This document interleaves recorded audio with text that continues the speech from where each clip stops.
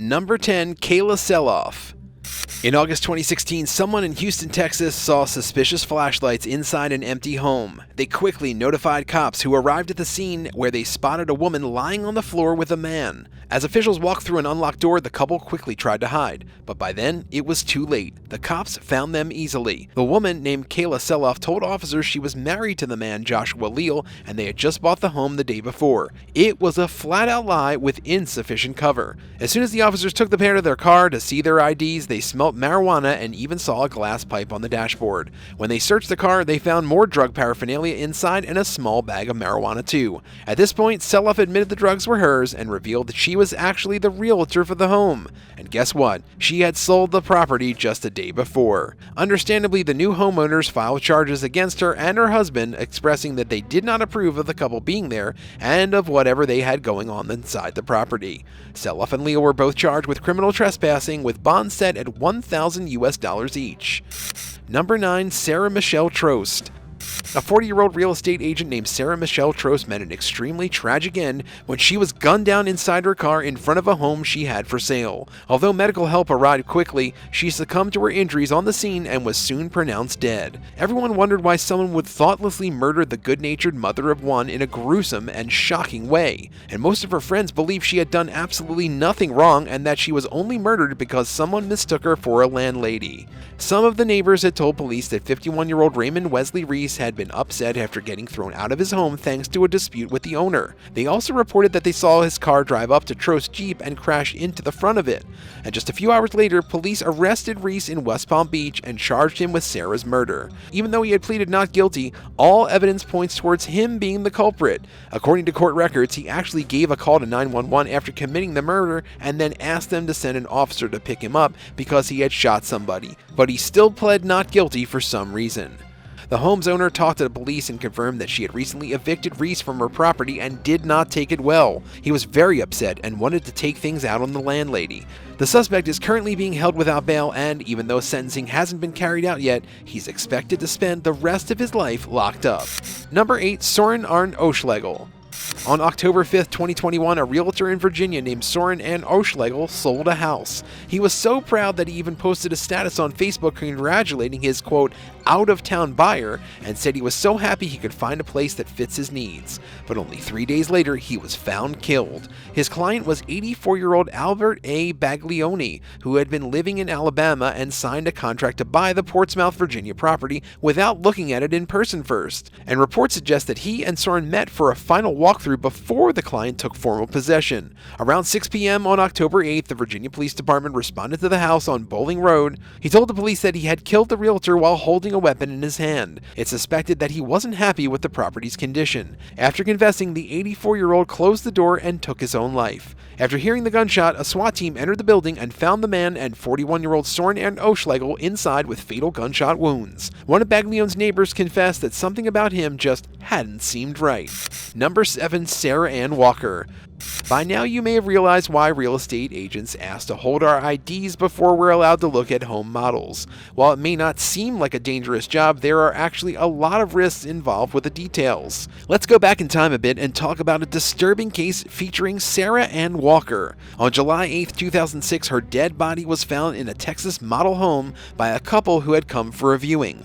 The poor woman had been robbed, bitten, beaten, stabbed, and left for dead. Thanks to DNA evidence, the police soon took a man named Kosul Chanthakakumane into custody.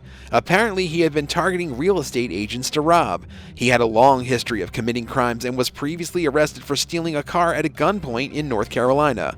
While Kosul denied the murder accusations, the jury took only 30 minutes to find him guilty, and the state sentenced him to death. Almost 10 years later, his execution was halted by the Texas Court of Appeals, and the case was sent back under review. The appeal claimed the testimony and forensic evidence were invalid and that Kosul was being unfairly punished, but all it did was delay his death. And in August 2022, his time finally ran out and he was given a lethal injection to end his life. No one from the victim's family attended the execution, and the only person who was there for Kosul was his mother as she watched her son die through a window. Would you rather live in a house that might be haunted or live next door to a couple that fights all the time? Tell us in the comments and hit subscribe while you're at it. Number 6, Ann Nelson. Ann Nelson was a 71-year-old real estate agent who had about 16 grandchildren. She was extremely popular in her community of Cambridge, Illinois. No one ever predicted someone would purposely harm this wonderful old lady. Sadly, that's exactly what happened to her on March 18, 2008. She scheduled an appointment to show a property at 4:30 p.m., but her husband started to worry when she hadn't returned home by 7. He called the police and asked them to look for his wife. He even told them to check the home she was trying to sell, so officers were soon sent to the property. And when they got there, the room was smoky. They found Ann and realized she had died of smoke inhalation. The man she had just met with was named James Hull, and they quickly tracked him down. It turns out that at some point during the showing, he became angry due to a discussion about his financial situation. So he strangled Ann with a scarf before hitting her with a fireplace poker. He then tried to cover up the evidence by setting a mattress on fire, but obviously he failed. James pleaded no contest to the charge of first-degree homicide. At the time of the murder, he had already served 10 years in jail for criminal sexual assault. Apart from that, he even had 2 previous convictions for robberies. To no one's surprise, he was sentenced to life in prison without the possibility of parole for taking poor Ann's life. Number 5, Lindsay Buziak.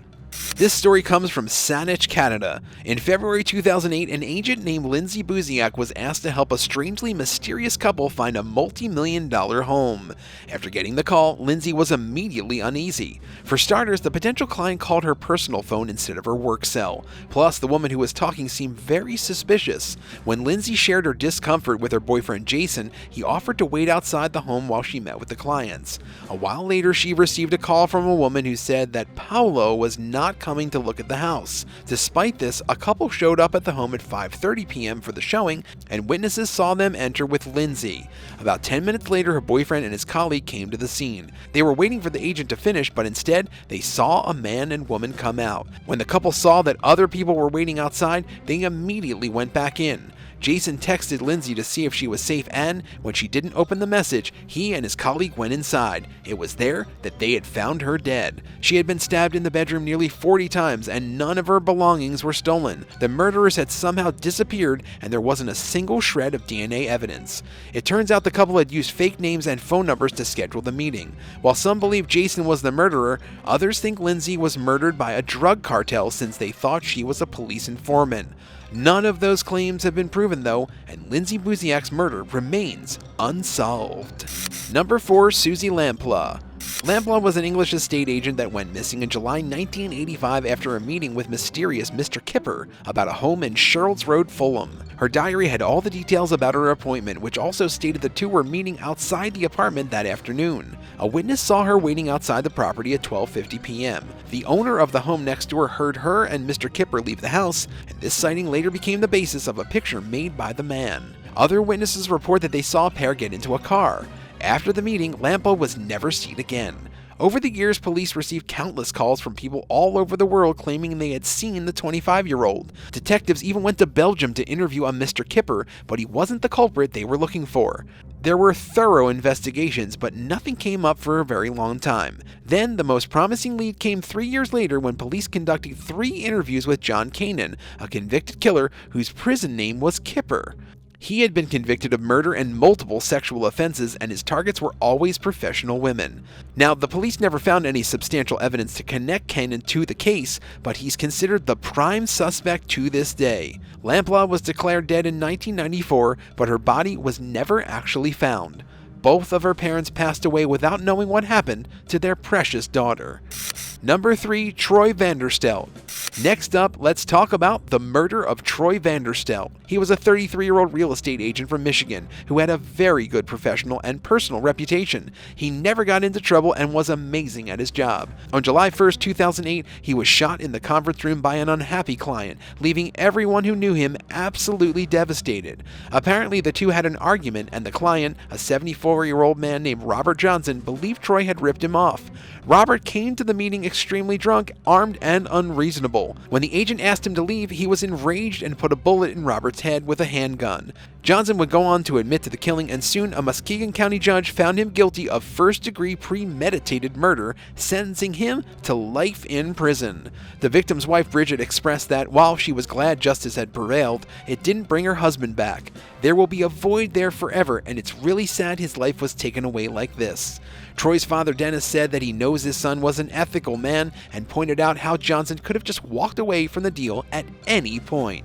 Number 2, Nicole Waterhouse and Karen Brown. On October 20th, 2013, Jeremy Green held 2 young women hostage at their apartment in York for over 8 hours. The women's names were Nicole Waterhouse and Karen Brown. Waterhouse died from the injuries Green gave her, while Brown was left severely injured. The 2 roommates used to work together at Hunter's estate agents. Karen had gone on a few dates with Green after they met at a dating event, but their relationship ended a little before the incident. But Green contacted her saying that he had a DVD to give her. He came to the flat and was never invited inside, but he entered the place through an unlocked door. Brown woke up to him standing in the doorway of her bedroom. He immediately started stabbing her. She screamed for her roommate to, quote, go out and get help, but instead, Nicole tried to help her friend, so Green attacked her too. He forced both women to give him their phones, bank cards, and their PIN codes. Nicole died suffering from over 65 injuries, including damage to the spinal cord from being stabbed, smothered, and attacked with a bottle. Karen was left disabled, and the left side of her body was permanently affected by the attack. Green sent messages to the women's friends and families to make it seem like everything was going okay. 8 hours later, though, he left the apartment and stole £750, or just about $900 from their bank account to buy himself some food. For the attempted murder of Karen Brown, he was sentenced to 24 years in prison, and 24 years concurrently for the attempted murder of Karen Brown. Number 1, Beverly Carter. When 50-year-old Beverly Carter left her home to meet some clients at a property they were thinking about buying, she had no idea what would happen. This was standard practice for her, and she probably didn't think twice before agreeing to the meeting. Sadly, she would never make it home. That night, her husband received a text from her phone. Reportedly, some unknown abductors were asking for a pretty hefty ransom. A little while later, Beverly's lifeless body was found in a cement mixer. Her entire face was covered with duct tape, and medical experts revealed that her cause of death was suffocation. Investigators soon gathered enough evidence and named 2 suspects based on phone records found in their names. Plus, one of them even had the victim's phone on him when police took them into custody. According to reports, Aaron Lewis murdered Beverly because he thought she was rich and working alone. He didn't commit the crime by himself, though. His wife, Crystal Lowry, was with him every step of the way. They thought they could blackmail the family into sending them tons of money. What they didn't know was that Beverly was having financial troubles herself, and they had committed this unforgivable crime for absolutely no reason. Aaron was found guilty and sentenced to 2 life terms in prison. His wife, Crystal, attempted to distance herself from the crime and had some success. She was given a much more lenient punishment and is currently serving only 30 years in prison. Thanks for watching. Did you know the real estate industry was such a dangerous field? Tell us in the comments below, and don't forget to subscribe. See you next time on The Bad Badger.